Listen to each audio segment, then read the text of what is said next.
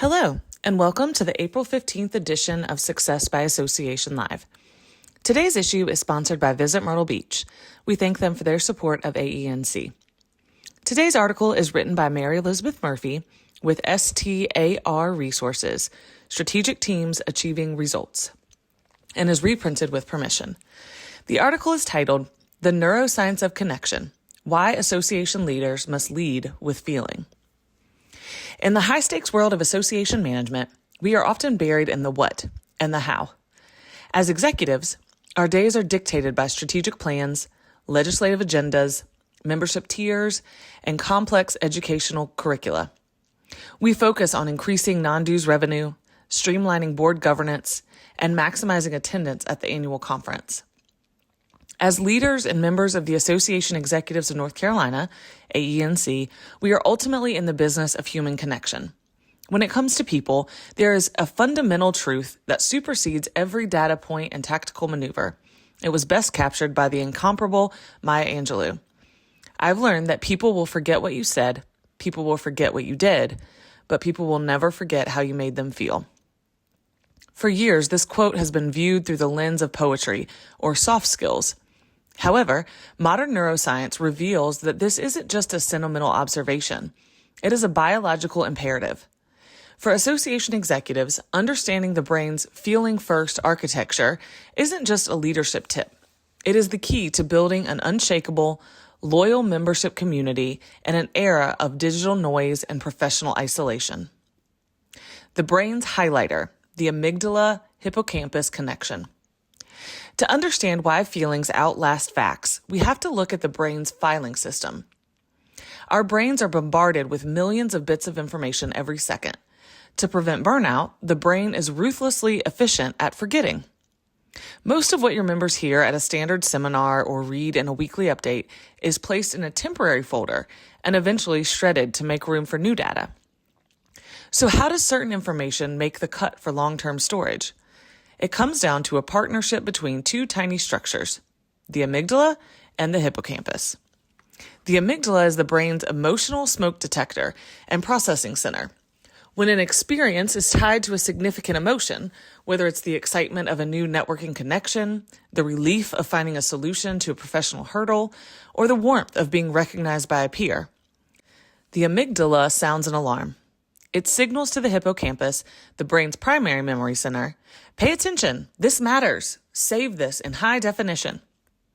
In neuroscience, this is often called emotional tagging. Without an emotional tag, a memory is just a black and white sketch. With it, the memory becomes a vivid, permanent recording.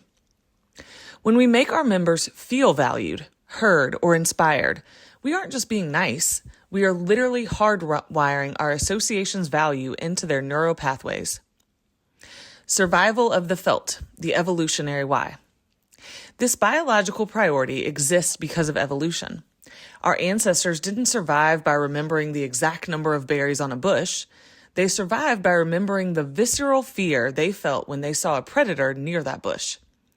In the modern professional landscape, predators have been replaced by social isolation, professional irrelevance, or the stress of industry shifts. When an association provides a sense of psychological safety and belonging, it triggers the release of oxytocin, often called the bonding molecule. When a member feels that they belong to an organization that truly gets them, their brain categorizes that association as a safe harbor.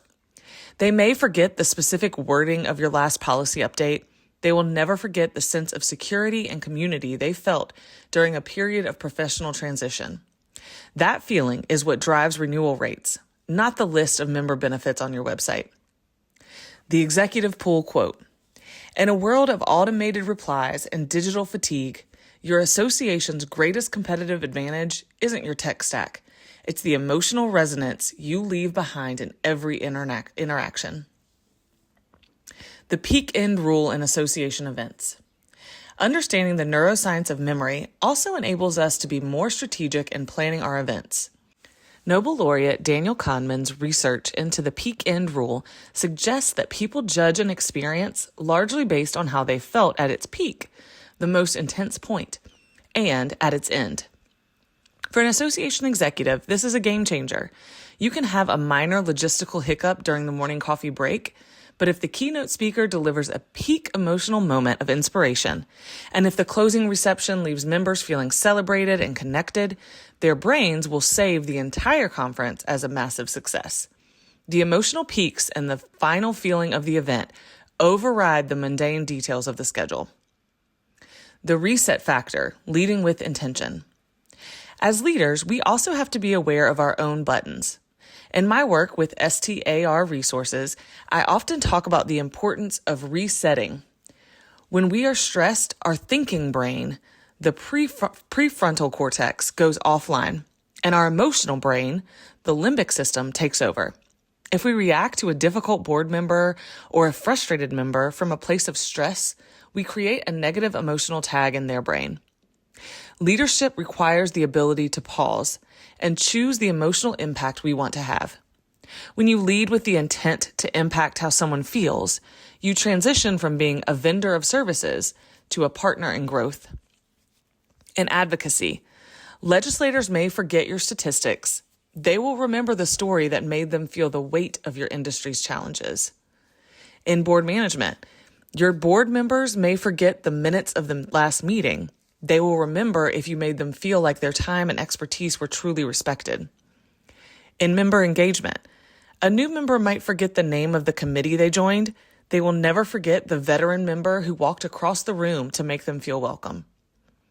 Conclusion: the heart is the gateway to the head. We often try to convince our members to stay with logic. We show them ROI charts, legislative wins, and discount lists. While those have their place, neuroscience tells us that the feeling brain is the gatekeeper to the thinking brain. If we don't win the heart, we never truly access the mind. As we continue to lead our various organizations across North Carolina, let's challenge ourselves to look beyond the what and the how. Let's ask, how am I making my members feel today? Because in the end, that is the only thing they will truly remember. That concludes this article. Hope you have a great rest of your day.